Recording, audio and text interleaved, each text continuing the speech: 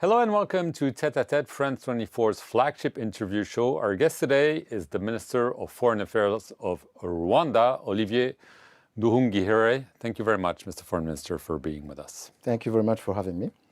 A year ago, exactly, you signed the peace agreement between Rwanda and the DRC with your Congolese counterpart. It was then ratified by your presidents with President Trump in Washington in December. However, a year later, the agreement, according to the top U.S. authorities, is not really being implemented. The special envoy of the Trump administration told the UN Security Council a few days ago that especially the security component is not being implemented. What is your reaction to this assessment by the Trump administration? Thank you very much. Indeed, you have signed on 27th of June the Washington Peace Agreement. And the main component of it was a concept of operations to neutralize the FDLR genocidal force and to lift Rwanda defensive measures. And you are right, this agreement was not implemented because of mainly one thing. It's the political will by the government in Kinshasa, first of all, to cease fire, because as we speak, the drone attacks have been intensified after the signing of the Washington Agreement. And then the second thing is the neutralization of the FDLR genocidal force.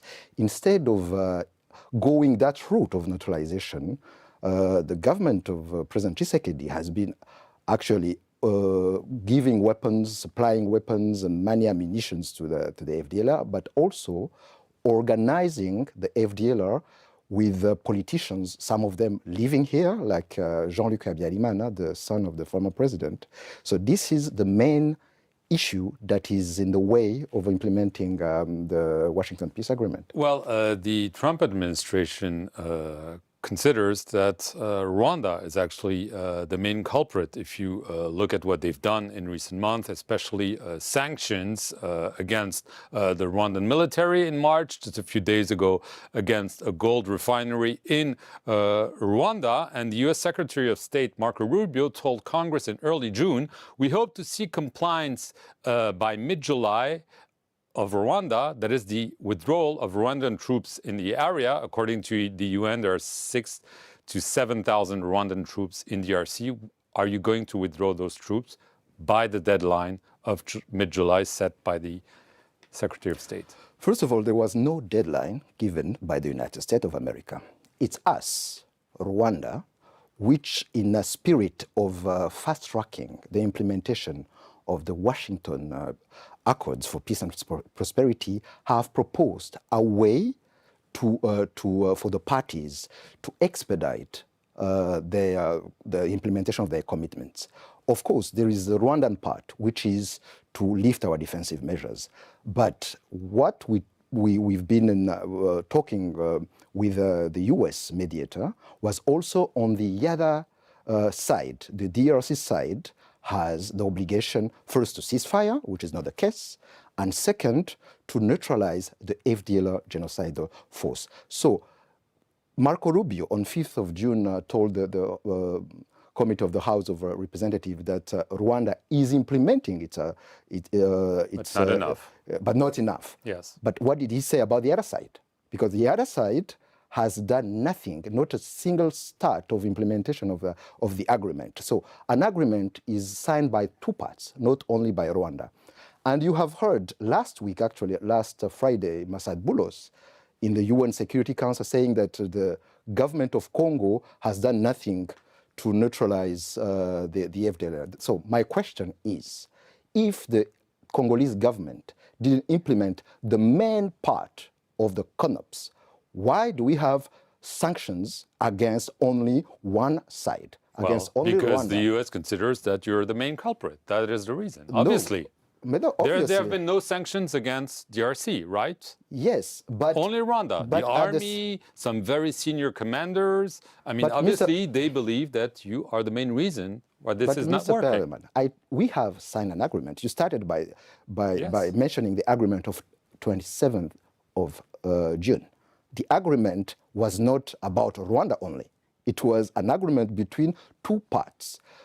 Congo, the DRC, to neutralize the FDLR, and Rwanda to lift its defensive measures. I understand. And last Friday, the US stated that the government of Congo didn't neutralize the FDLR.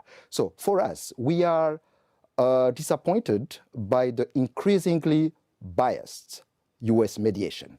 Because when we have two agreements signing, for two parties signing an agreement with commitments, and that, first of all, Congo doesn't respect the ceasefire. We have had several cases of civilians killed, including a French humanitarian worker on the 11th of March, Karine Bouisset, working for UNICEF, killed by drones by the government of Congo. And then we have also in January in Masisi Center, in Mushaki, countless drone attacks in violation of ceasefire. So how many victims, civilian victims, do we need to understand that Congo needs to implement the ceasefire? So if I read what you're saying, those 6,000 to 7,000 Rwandan troops on DRC territory will not withdraw by mid-July if there's no ceasefire and if there's no more action against the FDLR group, correct? I told you that it's an agreement. So, an agreement, it's both sides need to implement that agreement. It's not a unilateral agreement that Rwanda didn't sign any agreement with itself. We signed with the DRC with the support of the US mediator.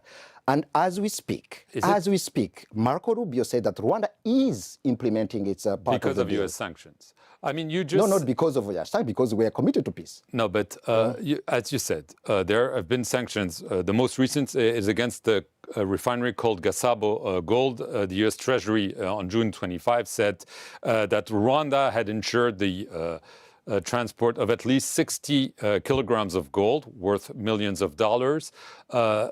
Your president said the sanctions, he said this back in March, after sanctions against the Rwanda army, were an insult.